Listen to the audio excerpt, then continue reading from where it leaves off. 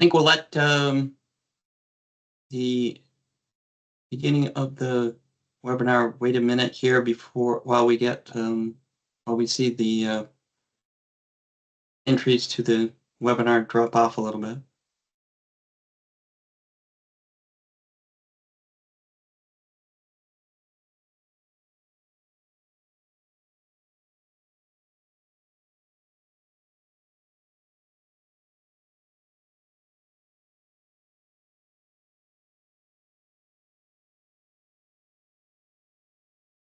Well, good afternoon again.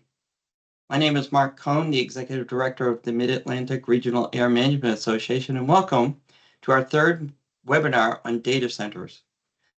Today's session is Compliance and Enforcement. Today we have Justin Wilkinson providing us with a presentation. Thank you, Justin.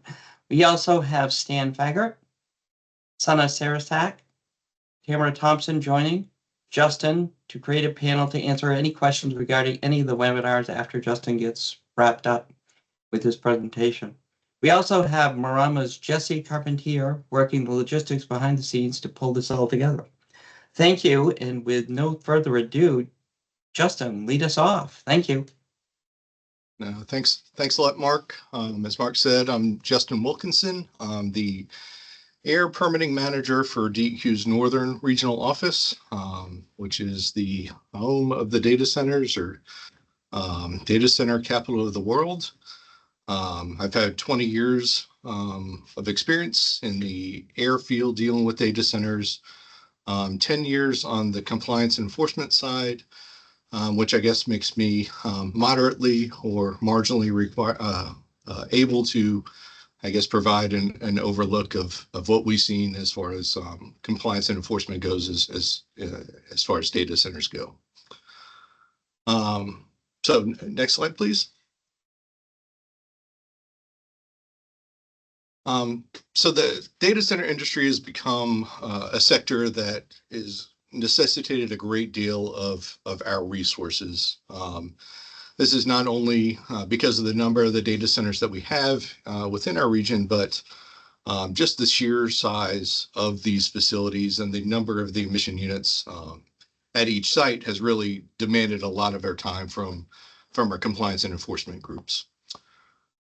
In Virginia, we basically have two types of inspections: full compliance evaluations and partial compliance evaluations. FCEs are inspections evaluating compliance for all applicable requirements, and those include at least one site visit to the facility. Our data centers in our region are typically classified as synthetic minor 80 sources, where they've taken limitations at 80% of major source thresholds. And these types of sources, or these size of sources, classification require FCE inspections once every 4 years at a minimum. So they are getting some frequent visits from us. The other types of inspections, partial compliance evaluations, are inspections regarding only a portion of the applicable requirements. So these are things that either require or don't require site visits. Things like stack tests, complaint investigations, or things that kind of fit into that PCE category for us. We also have other things that really don't rise to the level of inspection, but still require our resources, and that's things like notifications. We get lots of notifications from facilities for things like start of construction, anticipated startups of the units, and malfunctions. So we also have a lot of other notifications and reports coming in that don't really rise to the level of those PCE inspections.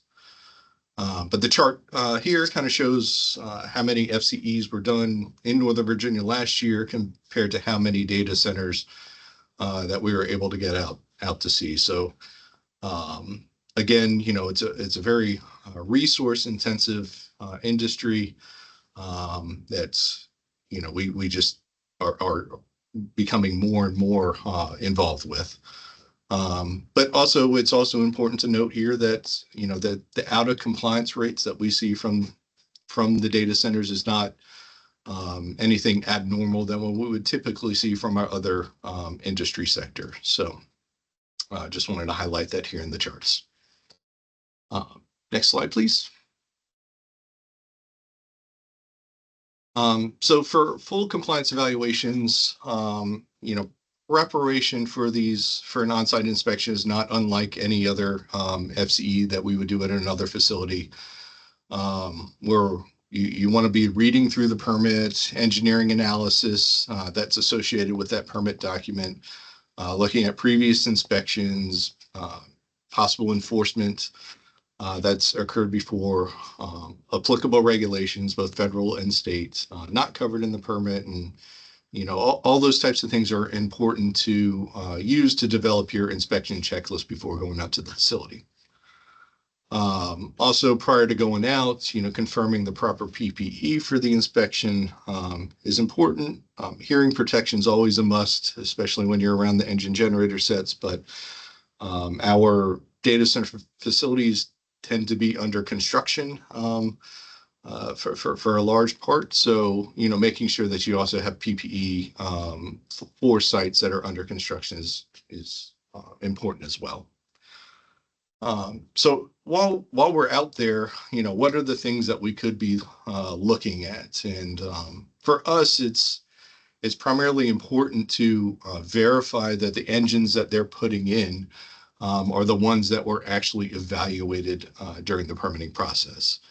So confirming the make, the model, performance package, size of the units is always, very important, especially for the first time conducting a site visit out to these facilities where they have, put these units in to begin with. So, definitely taking a look and confirming those units is important. While you're walking around to each one of the units, checking on the operational data, which, you might then use to confirm some of the record keeping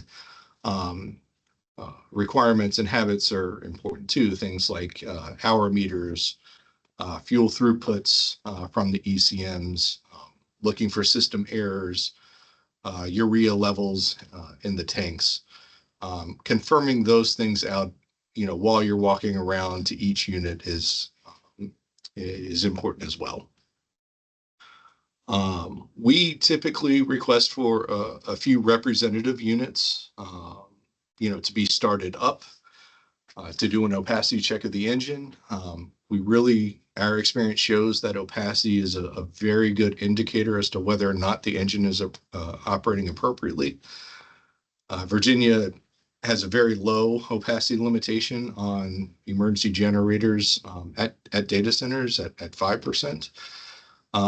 So really, we shouldn't be seeing any visible emissions from the units unless they're having some mechanical failures or the units are not set up appropriately. So spot checking some units, having them start them up, run them for a bit is a good way to check up on the health and operation of those units.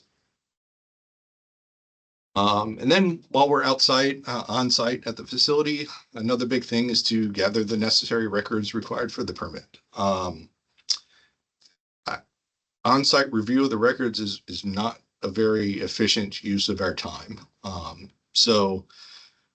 Just because the records are so cumbersome and numerous, it's really best to either obtain copies while you're out there or set up some sort of process in getting the copies so that you can do a more thorough check of these records, back at the comfort of your own office with multiple monitors.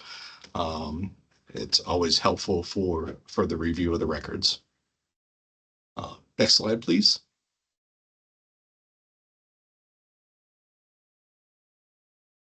So what are some things that we see that make FCEs difficult?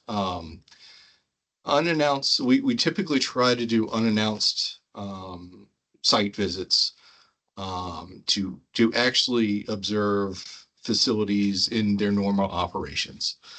Not to give them much time to prepare or gather all the records right before we get on site. So we typically try to do unannounced site visits, but it's becoming increasingly difficult, especially in the data center sector, mostly because data centers here have a very high level of security. Another thing that makes that difficult are the multiple data centers under single companies.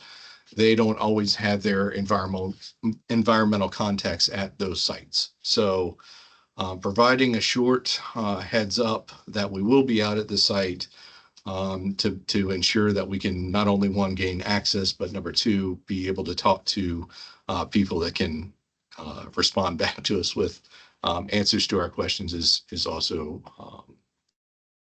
becoming an important part of our FCE inspections. Also, another difficult thing for us is the identifying information that we usually put in the permit might not always align with facilities naming scheme. Facilities have, and you might ask, why don't we just put their naming scheme into the permit? But often those tend to be very long and often change on a frequent basis. So making sure that we're tracking their notifications coming in, it's always easy to simplify all that, and we've tried to just say, no, you're going to have reference number 1 in your permit. So coming up with either keys that the facility can provide an inspector is helpful, or sometimes the engineering analysis will have that included in the application in the permit package. So checking there is also something that might help. If you look really closely at the picture, you can see that the facility has been generous enough to us to put the permit identifying information on there. So you're not always going to encounter this at facilities. So just important to try to make sure that what we're looking at in the permit is what we're looking at while on site. So it can be difficult. And then other things while you're walking around on site is, making sure that all the units that are there and on site are things that we have looked at for permit applicability and have been included in our determinations in the past. That could also be something that becomes an arduous task as well. Next slide, please.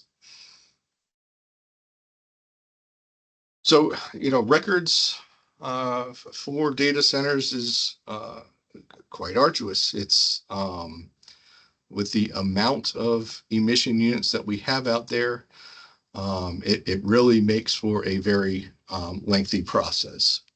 So typical records that we will require in our permits and also be reviewed during an FCE inspection, can involve hours of operation, fuel throughput, emissions calculations, reasons for operating, when, why, the engines were operated. That's very important. If the units are controlled, by SCR, DPF, DOCs, monitoring records of the control devices is also very important. So, were they dosing the urea within the parameters set by the permit or the manufacturer? It's always questions that we want to ask ourselves and answer through these records reviews. For closed loop systems, we will typically require records of the NOx concentration from the NOx sensors that are equipped on units with SCRs, especially units that are tier 2 with add-on controls. Tier 4 units, tier 4 final at least, or at least a little bit more difficult to get some of those monitoring parameters from. But I don't want to call it fortunate, but Northern just really hasn't seen many tier 4 final units installed at data centers. We have a handful that we have had to come up with some creative ways for them to monitor those controls to be able to demonstrate that they continue to operate appropriately. Other things that we're looking at are fuel certifications, maintenance records, and then the notifications that they provide to us for construction startups and malfunctions. Next slide, please. So what are some typical things that we want to hone in on or find issues with? And for us, the when and why the engines operated are very important to us. You know, as we've noted in the previous two presentations, Virginia has a very strict definition of emergency, and these limitations are a primary reason as to why we're not observing significant negative impacts on air quality from data centers. So, you know, confirming that the engines, when they did operate, that they were operating for authorized reasons is very important to us. So if they're claiming an emergency, really digging in to make sure that there was an actual emergency and they're not just using that as one of the reasons why they operate is very important. Another big thing for us is, you know, our faith that the engines are meeting the emissions limits largely depend on proper operation and maintenance of the engines. This really isn't typically an issue with data centers. You know, their whole business or their product at data centers that they're selling is that they're never going to lose power. So the units running and operating properly is somewhat just as important to them as it is to us. So they often have either dedicated contracts through the engine suppliers, or they often have certified technicians that they've hired on site that maintain the units. It is also something that we often see. So though, you know, maintenance is important to us, you know, we don't typically see this as being an issue at facilities. But, you know, making sure that what the manufacturer is requiring and having those records demonstrating that they have done that required maintenance is something that we're really looking out for. And then one thing to remember here is that our maintenance is really referring to the emissions units. It's that, you know, themselves. We've had situations where a facility will try to expand that term on maintenance. You know, for example, we had to run because the maintenance was being performed on our UPS system or on our switchboard. That's not particularly maintenance for the emission unit. So making sure that when they are saying they're operating for maintenance checks or readiness testing, that those are things that they're doing for the unit's performance itself. And then another thing as far as records go is, you know, these notifications that they are supplying us, you know, because it can be 3 or 4 notifications per engine at a facilities with, you know, 100 engines, we could be seeing 300 notifications coming in. So confirming that we have gotten those notifications, that we've gotten them on a timely basis is important. But it's also something to remember as from a compliance standpoint, that it's cumbersome for us as well as the facility. So having the ability to review those, file those, and refer back to those is a challenge at times. So we're constantly looking at ways that we can maybe streamline or improve that process to make things not only easier to comply with for the facility and give us the information that we need, but also easier for us to manage, review, and maintain. Justin, this is Stan. I was going to just ask you a question or point out something. I think those notifications are one of the reasons why they are kind of important point for us is that a lot of data centers tend to build out over kind of an extended time period. So you don't typically have a startup of, say, get a single notification that they're constructing 200 engines all in the same month. We might get an initial notification for 20 or 30, then a month later, another 20 and 30. And so that sequence is something we kind of have to keep track of and keep records of. No, absolutely, Stan. I appreciate the assist. Well, Yeah, but yeah, Stan's right. Is that there those notifications that we're also getting are important because that sets up schedules that we have in the permit, whether it be for stack testing purposes or for other things like that. That we're trying to identify those dates to be able to make sure that the facilities are testing in a timely manner, and doing things along those lines. So yeah, thanks for pointing that out. Interrupt anytime, please, Stan. So next slide.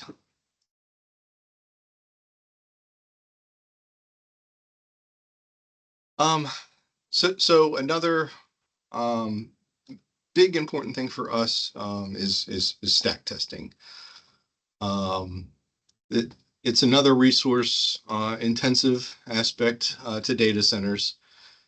From the protocol reviews, the testing observations, and the results reviews, it can really occupy our inspectors' available time.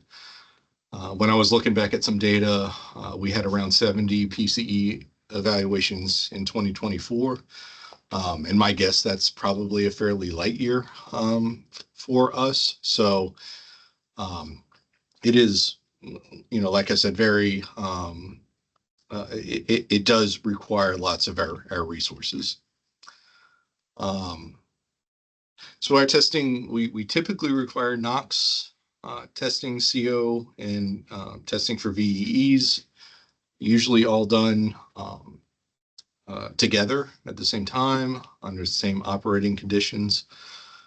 We require a 20% representative sample of the same make and model. If we have one or two smaller units, we might use our discretion on a case-by-case basis to not require testing for those. So we're really just trying to look and test for things that will have a fairly significant impact on the emissions at the facility. And there might be some other reasons that we might require more or less testing. If a facility is requesting limitations in their permit that's well below the not to exceed data from the manufacturer, it might make us want to ensure that the units can meet those limits that they're requesting. So it might involve more than 20% testing. So an inspector's role regarding stack testing, either in the protocol review, observation of the test, or the results, should primarily be to ensure that the permit and the EPA reference methods are being satisfied. We typically see methods 1 through 5, 7E, 9, and 10 all being done. So during our protocol reviews, we want to ensure that those are the methods that they're going to be using. The operating conditions of the units, we're typically looking for 90% or greater maximum rated load. However, we're really looking for the worst case conditions or situations, but because NOx is our primary pollutant of concern, it's usually occurring at the 100% load level, so we're typically requiring 90% or greater load on the unit. So some things also either to require through the protocol or while they're out on site, things that you want to double check over are operational data like the load, fuel flows, any sort of control device monitoring, things like SCR catalyst bed temperatures, flow of urea, concentration from NOx sensors, especially on the closed loop systems. If you have an open loop systems, you might be wanting to look at a urea load map, and DPF back pressures, all types of operational data for control devices that we should be gathering during a test. Because basically you're looking for operating parameters that can be used as compliance indicators down the road for either the operators or for the inspectors, to ensure that the unit's being operated in a manner that they demonstrated compliance with their emission limits for. So those are all things that you're wanting to look at and gather while you're out there. Next slide, please.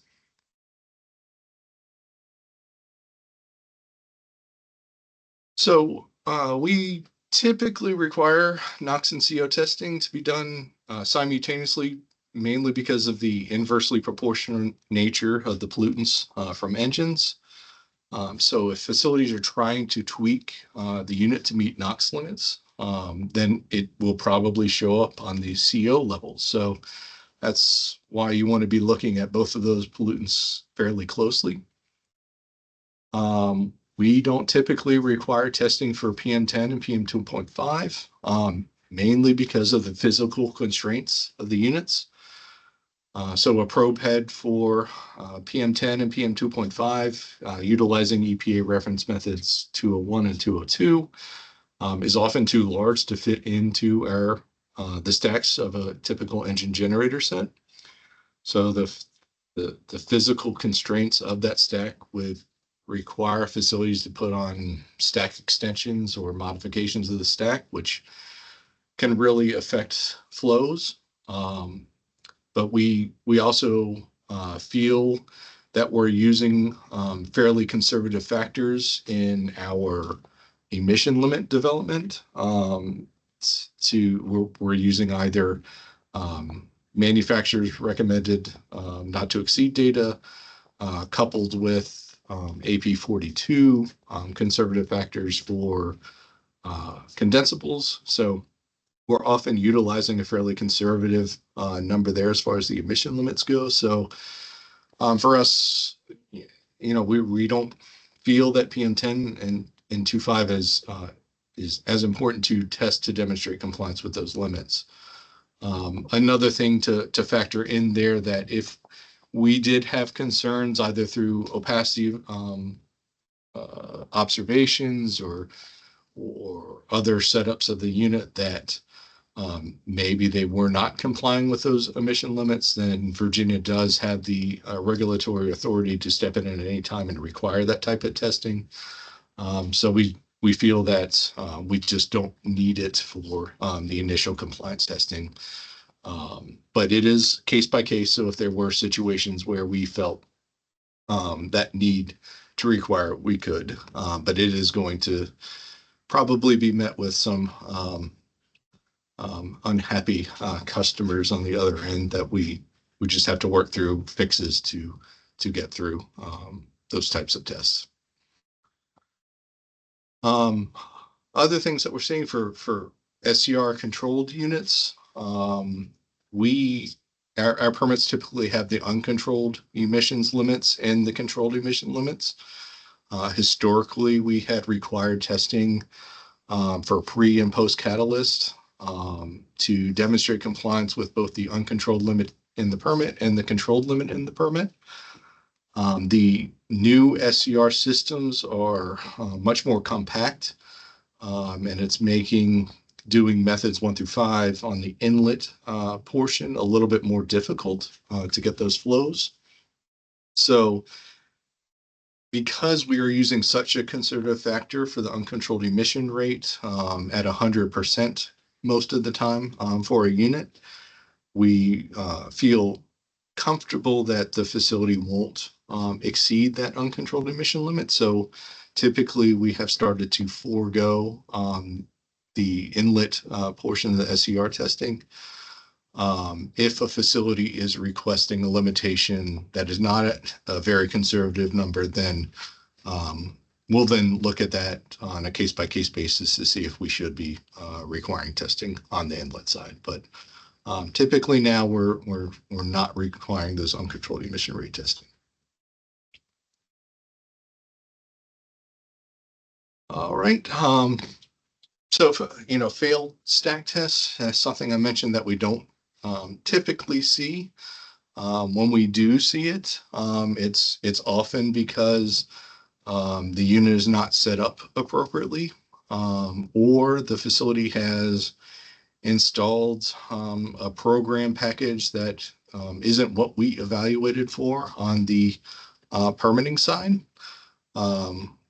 One example of this is that we have a facility put in a unit that has a fuel efficient package when they provided us a NOx efficient package in order to demonstrate compliance with our BACT and our emission limits. So once that was identified as being the cause for the failed stack tests, the supplier of the engine company came out and they were able to reflash the computer system to put the appropriate program on that. And then we've gone through and retested, and they were able to pass.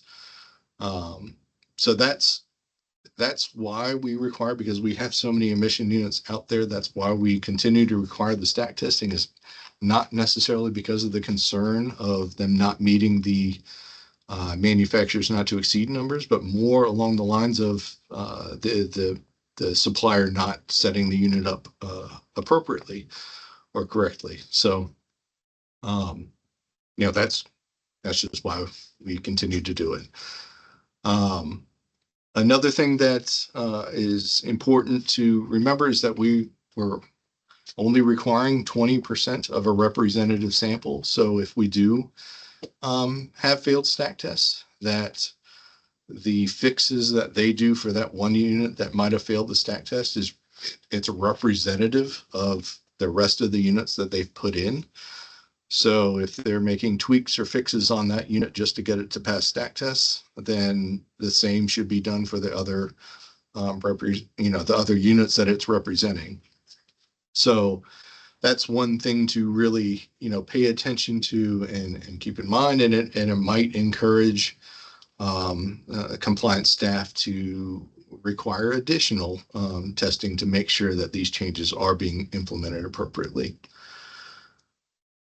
So that's something also to keep in mind as you're going through that. Next slide, please. So overall, as I mentioned, data centers are typically compliant with applicable rules and regulations.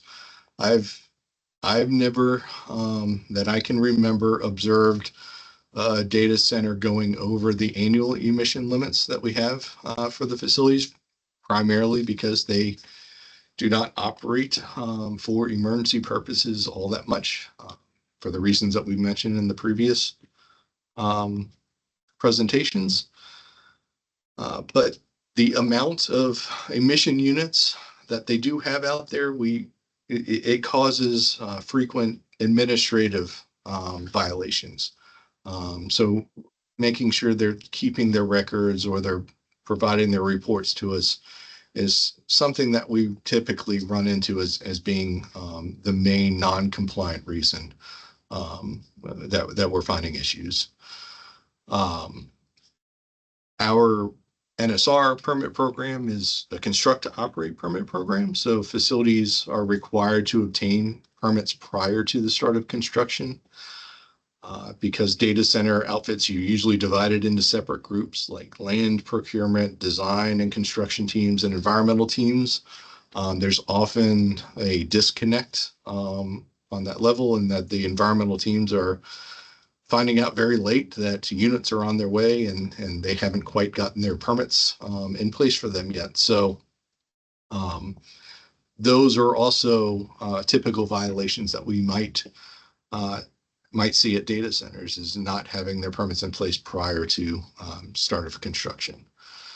And start of construction is always a continued ongoing challenge with us, because they don't always think of construction of emission units the same way that we do. So often facilities are calling us saying, we're about to do these activities. Are we able to move forward without having a permit? So making sure that you're aware of those types of challenges, because data centers move very quick in the construction of the facilities, and being able to try to accommodate their needs or let them know when there are issues up front is also an important thing to do. And just an example, we pulled these clips off of a video off of YouTube, and it was basically a land clearing to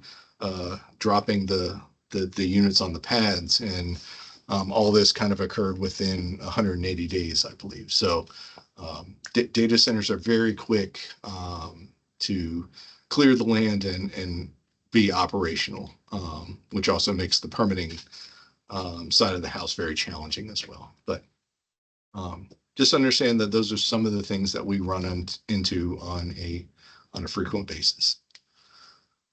So with that, I think that kind of wraps up my presentation.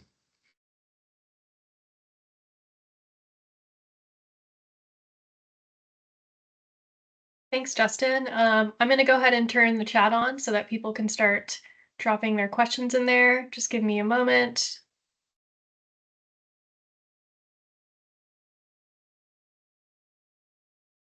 Okay. All right. I have enabled the chat. So if folks have any questions, go ahead and drop them in there. And if you see a question that you also have, give it a thumbs up, and then we'll know to prioritize that question should we get more than we can answer. Although I'm not concerned about that. I think we have plenty of time here.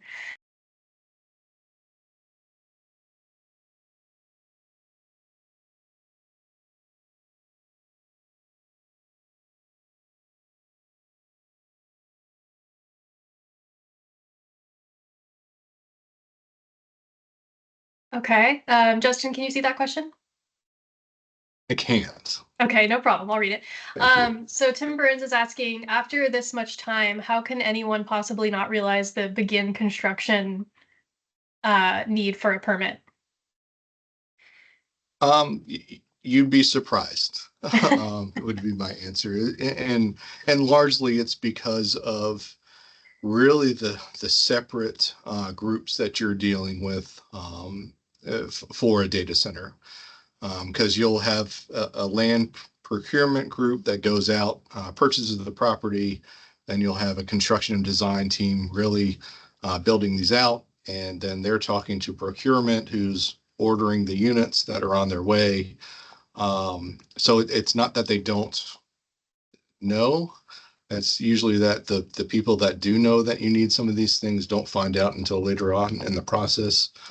But I will say that we do have lots of repeat customers in Virginia, and they have gotten much better about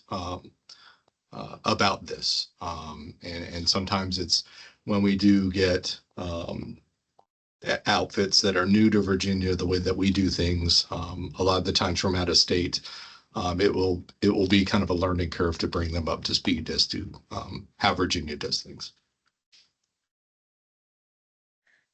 Okay. What are some tools used to determine if an engine was operating during an actual emergency situation? That's a good question. So a lot of it is digging into their records. So when did the unit operate? And then asking them the questions, why it was operating that day, what emergency did they have that occurred, which can verify that it was for a true emergency situation. For Virginia, it's somewhat a little bit easier in that our definition of emergency basically says a sudden and unforeseen loss of power from the grid. So sometimes that's kind of an easier thing to verify for us as to whether or not it was an emergency. things that are a little bit more difficult for us to verify are things that are emergency load response program related, and whether or not that there were emergencies that the power provider had for calling up engines for those types of purposes. So that's where it can get a little bit more difficult and complicated. Thanks. Now, what pollutants do you test for, and are they concentration-based limits or mass emission-based? Yep. So we typically test for NOx, CO, and then we do a VE test alongside.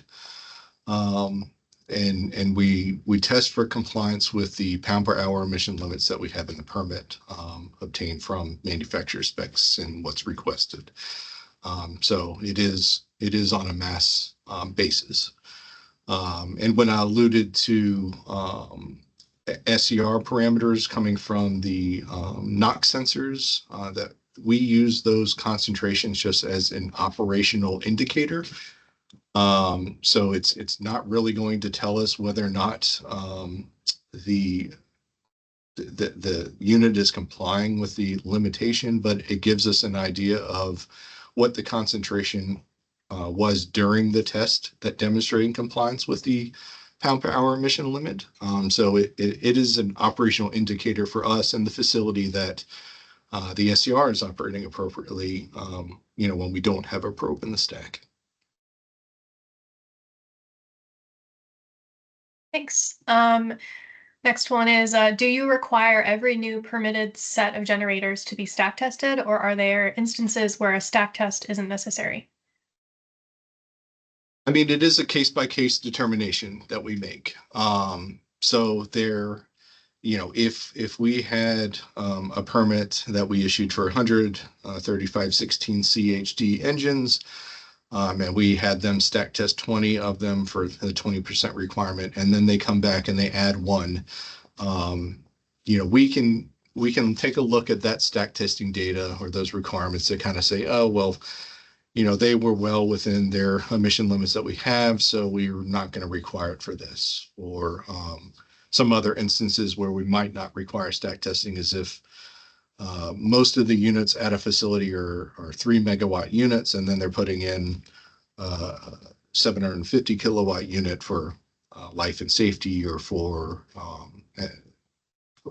a water pump, then we might not require testing on that smaller unit. It kind of depends on the limits that they're requesting, the manufacturer's requirements, and kind of the impact of emissions that unit might have at the facility. So there are times when we wouldn't require stack testing. Okay, thank you. For the PM testing, isn't it safe to assume it's all less than PM10 if they're natural gas fueled? So I'm going to have to plead ignorance on the natural gas engines, just because we do not have any data centers. Most of ours are all on diesel, so I'll have to abstain from answering that question. No problem. On average, how many engines are installed at each data center, and what type of fuel do they use? So diesel is our primary fuel that we see. Now we have seen an influx of different types of diesel with hydrotreated vegetable oil or other renewable diesels, which will all get evaluated in the permitting process as to their emissions and impacts there. Other types of fuels may also encourage additional testing that we might want to require. So those are the primary fuels that we see. Natural gas is there, but like I said, before, we just don't see it much at data centers, mainly because of the interruptible nature of natural gas.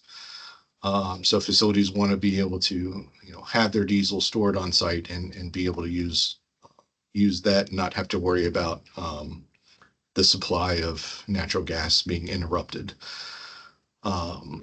And then as far as number of emission units, we can have a small data center that has 30 engine generator sets. And then one of the largest that we have is 596 3 megawatt units. So that's kind of a hard one to peg a number on too. It's a large variety, but I would say our run of the mill is probably around 100 to 130 engine generator units sets right now.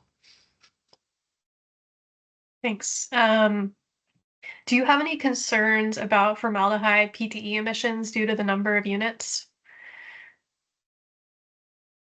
Stan, do you want to assist on that one?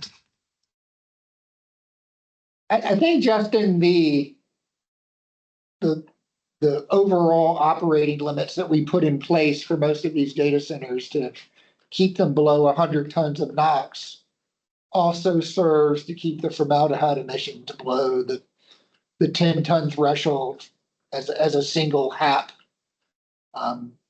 So at least most of our, well, I always hesitate to use absolutes, but I would say almost all or all of the data centers that we have are those operating limits are sufficient to keep the formaldehyde PT below levels of concern. We also, I mean, formaldehyde is a VOC, and we have VOC limits. The VOC major source limit in Northern Virginia is 50 tons. Right. So we do have to limit the VOCs and keep them low as well. Of course, formaldehyde is probably the main VOC that we're looking at. Correct. I just wanted to chime in from Maryland as well. The major source VOC threshold in Central Maryland is 25 tons, and in Western Maryland on the Eastern Shore it's 50 tons. And but they also have to meet the 25 ton per year NOx limit, and just at that limit, they're minor for every other regulated pollutant.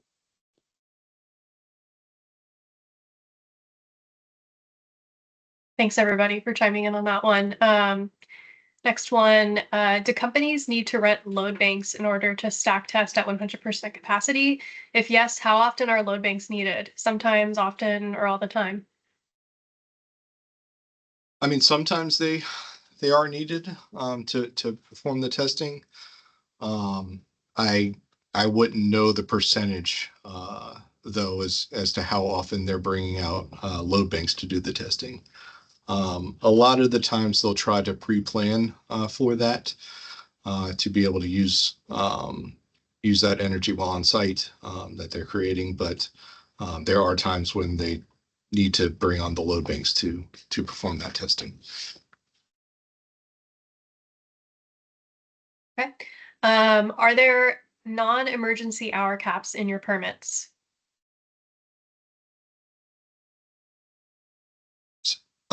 Yes. Okay. So we typically limit maintenance checks and readiness time within our permits because that's not necessarily a part of our emergency definition. So we do reach out to in the permitting process. We'll ask for how much time the facility actually needs for each unit to perform the appropriate scheduled maintenance checks and readiness testing. So those are limitations that we will incorporate into the permit. Okay, thank you. Could you repeat what control device monitoring records you usually review during an inspection? Yeah, so it really depends on the control device. But for SCR, we're looking for temperature of the SCR catalyst bed, injection rate of the urea. We're also for DPFs, we're looking for back pressure. For DOCs, we're looking for temperatures of the catalyst bed or back pressures there as well. So like I mentioned, it's much harder to do on these tier 4 final units. Their openness or willingness to have that kind of data on their ECM readouts, it's not always available. and they highly rely on the inducement or the automatic shutdowns of the units to say, well, if it's not operating appropriately, the unit's just going to shut down. But for the tier twos with add-on controls, we're still able to obtain some of that information. It's also been interesting within the past few years. We've seen facilities that had separate SCRs, DOCs, and DPFs move to units with like a multi-catalyst bed. So it's much like a computer with different slots that you can slide different cards into, where they'll put different catalysts in to provide controls, but they're all kind of one unit. So that has definitely changed the way that and the monitoring parameters that we would typically look for. So those are things that we're also having to adapt to as well. So really it's dependent in the permitting side of the house to really kind of dig into what they're putting in and what they're capable and able to monitor for to have that compliance assurance, when we're not there or when they don't have a probe and staff. Okay, thanks. We were recently told that Virginia is not always requiring 20% of engines to be stack tested and that you only require NOx. It seems these webinars consistently say 20%. Do you have any leeway? And if so, why would you change the 20%? Well, I mean, the 20% is just a general rule of thumb. And that's the number that we've landed on, that we have used, generally.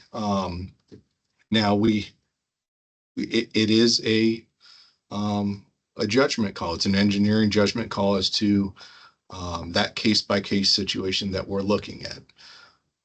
If a facility is utilizing the manufacturer's not to exceed number, we have a little bit more comfort level with assuming that they're going to be able to meet that as long as the unit's set up appropriately. But if they're requesting a limitation that's far below not to exceed level, it might cause us to want to increase the level of or the number of units that we're going to test for. But generally our rule of thumb, unless we're getting provided information on either side, is to kind of start with that 20% factor and go from there. And NOx and CO are typically go hand in hand together. So those are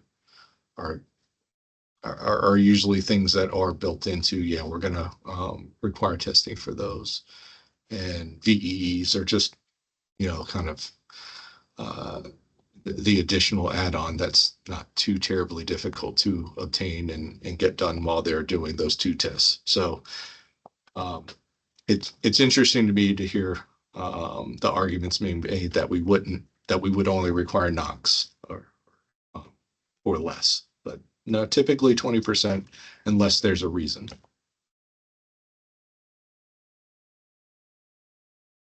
All right. Next question. Is the stack testing of a sample of engines only for the initial testing? Do you implement a schedule for alternating stack tests to ensure that every engine is eventually tested? Yeah, so for us, that's only for initial stack testing. As I did mention before, most of our facilities are synthetic minor sources. So we do have two major sources, which might have a more routine testing schedule in them.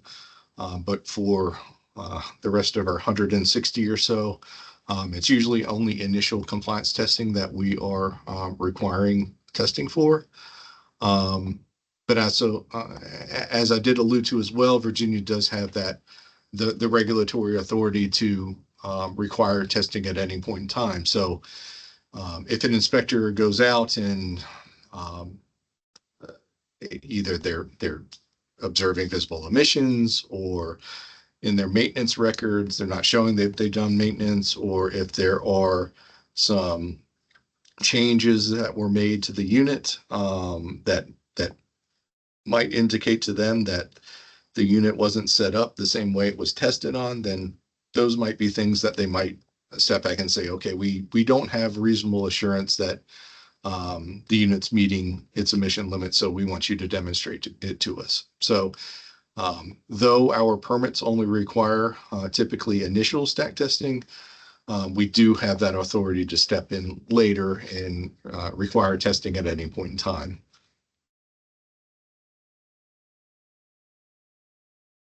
Okay.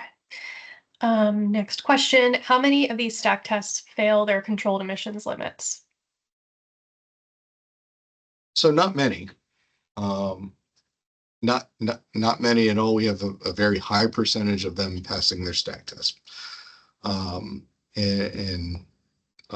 know, like I've mentioned, it's typically when we have come across units that haven't been set up appropriately, or they've installed different programming packages on the units that we did not evaluate compliance for. So the percentage of passing the stack test is fairly high.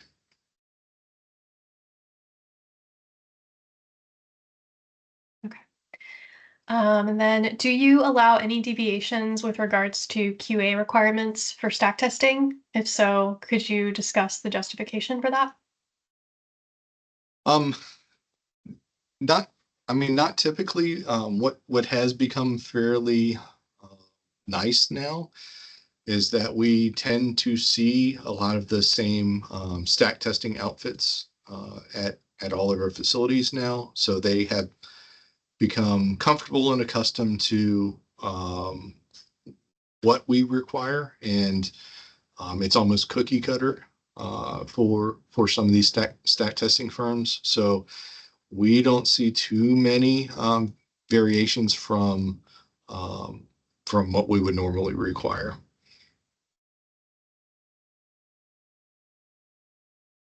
Okay. When an inspector asks the source to start up engines for opacity verification, are those operational times part of the enforceable limit? In other words, the source needs to log those hours? Yes, that is part of it. What I will say is that with most of the engine generators that we start up, it's usually for a very short period of time. We like for the engine to kind of level out in its operations when they started them up. So that's usually within a matter of minutes, if not seconds. So, we typically step outside the trailers and get ourselves in a position to do observations appropriately, while they're working on starting up the units. And so our observations are fairly quick, unless there's an issue or a problem. So I will say that it's typically done at low load. So not much fuel is being used or accounted towards emissions operations as well. So it's typically not an issue for the facility. And also in regards to records, those are typically computer relayed. So everything usually runs from these engine generator sets to their computer to keep track of fuel usage or hours of operation. So that's not typically a heavy lift for a facility as well. Probably the more I don't call it obstruction, but they become concerned of us starting certain units that might have very important clients, because it may potentially lead to a disruption in their operation. So that's more of where kind of their concern comes from, in us asking them to start a unit up, not necessarily from the operational impacts that it'll have on their limitations.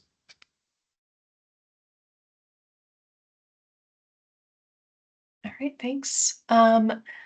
Next one, what is the justification for not requiring ongoing source testing after initial source testing? So we highly rely on proper operation and maintenance of the units to use as a demonstration that the unit can continue to meet those emission limits that they got set up for.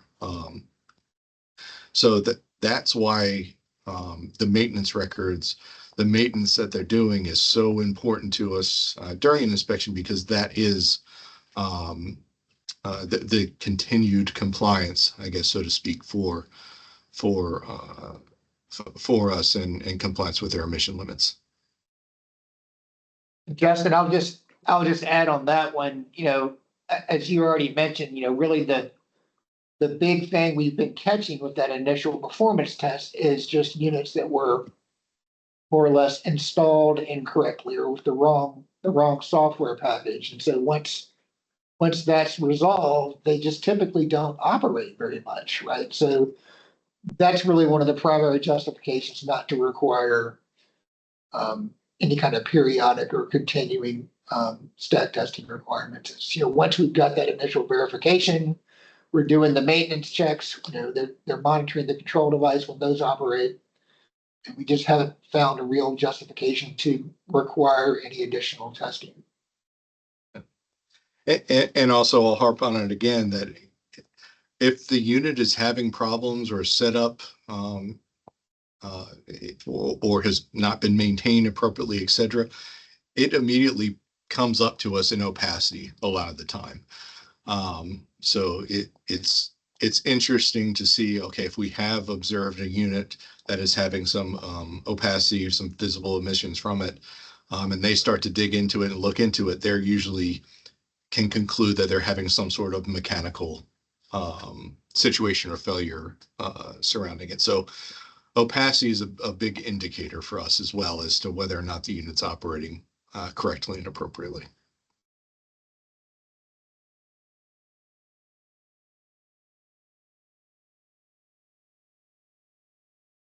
All right, thanks both. Is it common that data centers do not know the make or model of engines or the control devices that they will install on site when they submitted a permit application? It's very common for us. And they're trying to submit things as early as possible to us to get their permit application processed. But there are often times throughout the permitting process that we're constantly getting updated applications, either changing the number or the make and model. Other things might really disrupt that process as well, or supply chain issues that might make them have to go to another manufacturer to get another unit. So that problem, I guess, so to call it, is common for us, and we've tried to go about some mitigating solutions to that. By facilities will say, oh, well, I don't know if I'm putting in this a Cummins unit or an MTU unit, and we'll evaluate both of those through the permitting process to kind of give them an optional permit where it's using the worst case scenarios between those two units, so that they can move forward with constructing either one of those units. And then later on in the process, they might come back and clean up the permit by saying, okay, we actually went with the Cummins unit and take out the other options. But that also makes the permitting process a little bit more complicated to work through, and not as straightforward, but keeps us on our toes. I just want to chime in from Maryland's perspective. At least the first application, or the first two applications we received, but the first application we received, although they're working with a specific manufacturer to source the engines, they're really not sure which models they'll be using. So we've written flexibility, like what Justin was saying, into the permit that uses the worst case from both of the models that they've suggested they're going to be using, in order to determine like the worst case limits. And we'll see exactly what they actually get and what they install later on. But that's something that unfortunately Virginia had to deal with it first. So I think that these data centers, when they've gotten to Maryland, have learned a little bit about trying to get more flexibility written into the permit because of the issues of sourcing these engines on such a large scale. And I'll just jump on there too, in that facilities don't want to build too much flexibility within their permit, because if they have 10 units that they're looking at and they're taking the worst case from all 10 of those units, it could really impact their available operations. So they're also very cognizant of that fact as well, and trying to limit it just to a certain number of engines. And for us in our sanity, we've also kind of tried to put that in check too. Just like, okay, got to narrow this down a little bit more for us as well. But they also want that operational flexibility, and having multiple units that you're looking at worst case across all of them can limit their available operation as well.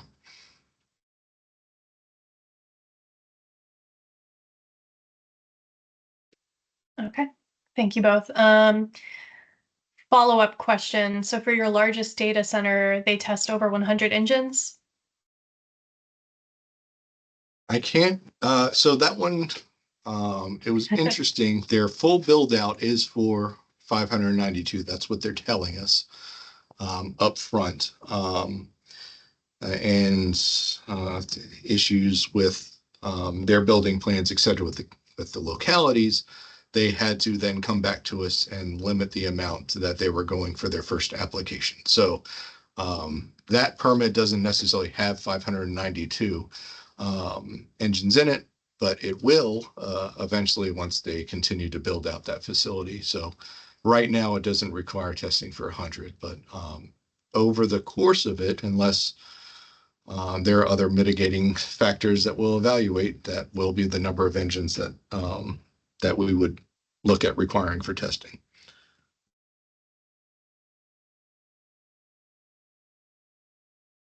Okay, thank you.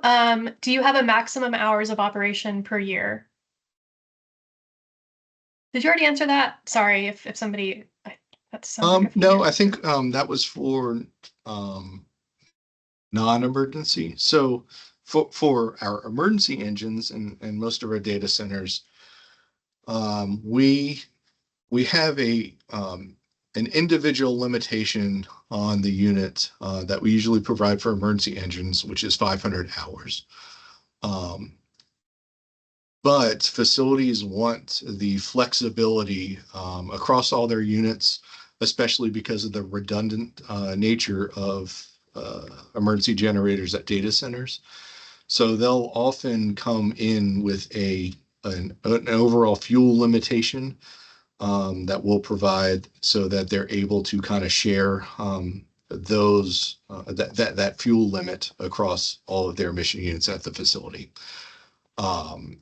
And but if we were to only provide a 500-hour limitation on each one of those units, they would obviously exceed our major source thresholds very quickly.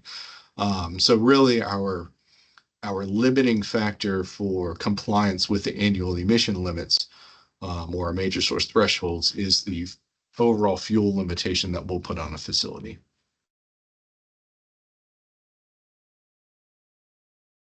Okay, thank you. Still good to answer some more questions. There's just a couple more. Just want to check in with you. It's been kind of a marathon, so. I'm good to go. Okay.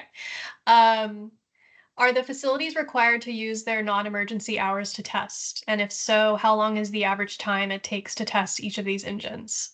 A lot of likes on this question. Yeah, so the operation for the testing will count towards their operational limitations and emission limits. So that is, something that we're aware of and they're aware of, that will, impact the facility's operation. So those do count. As far as the scheduled maintenance checks and readiness testing that I kind of mentioned before, that doesn't include stack testing. So that's really only concentrating on the manufacturer's requirements for periodically starting up the engine, or different things that they might require on a quarterly or weekly basis. So we're looking at kind of those as far as that limit for non-emergency hours or for the scheduled maintenance checks and readiness testing. That limit also does not apply to unscheduled maintenance. So if they have a malfunction of the unit and they need to run it to be able to do those maintenance activities to get the unit functioning appropriately again, that doesn't get applied, to that scheduled maintenance checks and readiness test box. And just from a Maryland perspective, with the one permitted data center that we do have, because they're subject to the 25-ton NOx limit per rolling 12-month period or per year, they can really only test and maintain those engines. Roughly, they've estimated 10 hours per engine, but there is flexibility there because the overarching limit is the 25 tons. We do require them to do some stack testing of some of the units. Hasn't been built yet, so we're not 100% sure how many more we're going to do, but at least in the first 42 of the one building out of the 4 buildings that they're installing, we want them to do 1/3 of those. And that testing, we had them incorporate that into their facility-wide emissions calculation to show that with the hours and the fuel use limitations that they were still going to be below 25 tons of NOx.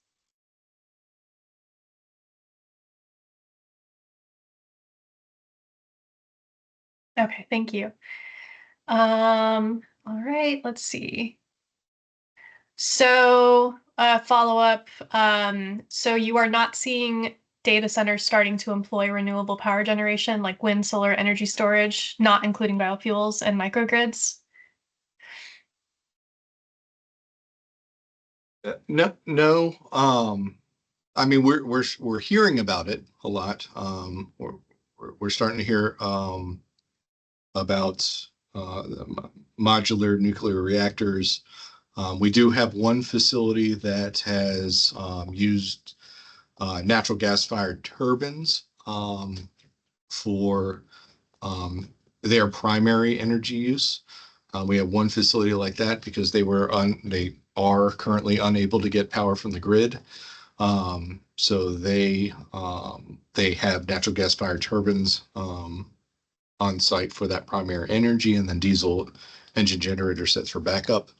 But that's typically our only example of a facility that has gone through with, I guess, something different than a diesel engine generator sets. But we are hearing lots of chatter.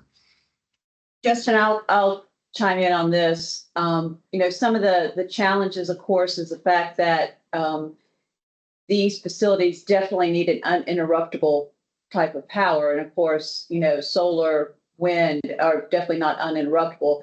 With the combination of batteries, hopefully at some point it will get to that point where you can do that. But you've also got to remember, the rule of thumb for a solar plant is 10 acres per megawatt of land is required for 1 megawatt of solar. I also, in addition to being the air permit manager in Virginia, I'm also the renewable energy permit by rule program manager. So rule of thumb is 10 acres per megawatt. If you got a data center, it's got 100 megawatts. You're talking, 1,000 acres of land that you would need for that facility. So there are a lot of challenges out there. Hopefully, as technology emerges, that we will be able to start seeing some more. Now, having said that, Justin, correct me if I'm wrong, but I think some companies have agreed to make sure there's a market for power that may be generated. For example, there was a large solar farm that was constructed in a county in Virginia that Amazon said that they would pay for the power. They would buy the power from that facility.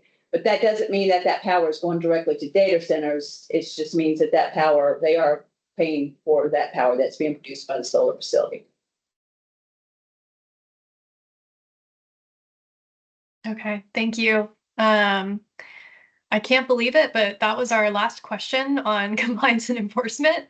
Thanks for all these great questions. I guess we do have 15 minutes left. So if there's any, general questions that you wanted to ask the panelists, this is our last webinar that's specifically about, you know, permitting, compliance enforcement. So if you have any like general permitting or compliance questions, feel free to ask those now. Oh, and we have one more. To be clear from a previous answer, do you limit emergency use within that 500 hours of use, or Maryland within the 25 tons? I mean, overall, yes, all of the operations from emergency generators, whether it be for emergency uses or non-emergency uses, count towards the emission limits that we have in the permit. And those are the, you know, the limits that they, at least most of our data centers have taken to stay at a major source threshold. So it's typically around 100 tons. So that's ultimately their limitation that they have, is that annual emission limit. Our operational limitations that we have, whether it be through hours of use or for fuel usage, are all developed to be protective of that annual emission limit. So, so yes, all emergency and non-emergency use is regulated and counts towards their emission limit. So in Maryland, it is a little different. The new source performance standard for emergency engines says that there's no limit on emergency use. I think there are some guidelines that say that, you know, that in the event of like a catastrophic weather where, you know, you might be using emergency backup power for like a day or two or several days, like a hurricane or something like that, that should not count towards your major source threshold. So we have taken that into account. What we do though is, you know, with EPA's guidance, we have requested that anyone that wants to locate in Maryland has to demonstrate some amount of emergency use, of normal emergency use in that potential to emit, and that has to be less than 25 tons. And so in the county currently where the first big data center is going to be located, they did some research on the stability of the power in that area and how many actual power losses there were. They're usually blips, no more than, I believe they were really conservative to even say 5 hours a year, and they added that as a cushion so that in a normal emergency situation, not something like a large hurricane that might take out the power in an entire area for a day or several days, that's different, but that wouldn't be limited. But the normal emergency should be under 25 tons.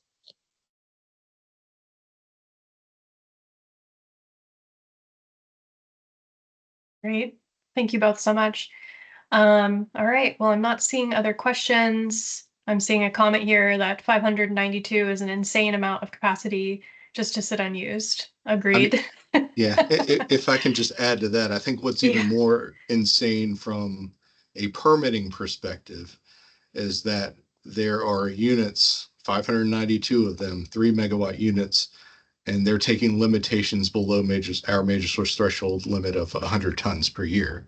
That's what's even more insane to me, is that they have 592 and their limit is still at 99 tons of NOx. So yes, I agree. All right. Well, thank you all so much. Thanks, Justin, for this great presentation, and to Sana and Tamara and Stan for being on to help answer questions. We hope that this has been valuable for all of our attendees. I think it has been. Just a reminder that the recording and slides will be sent out hopefully by the end of today. And if anybody needs a certificate attendance for this webinar, please shoot me an email. And again, if there are multiple people in your division who need them, I prefer to get a list of names and emails. It'll just make it a little easier on me as opposed to getting a bunch of individual requests, because I do tend to get a lot. So that'd be really helpful. And just a reminder that our last session is in 2 weeks, April 17th at the same time. And we will have a presentation on the impacts on the grid. And we also have a presentation from our colleague at Oregon DEQ, who's going to be talking about how Oregon has handle data centers from a kind of a modeling perspective, and as well as some other considerations that they have to make out over there. So we are really glad to have these other perspectives in this webinar series. So we hope to see you all there. And yeah, again, thanks everybody for your time, and we'll see some of you in a couple weeks. Thank you.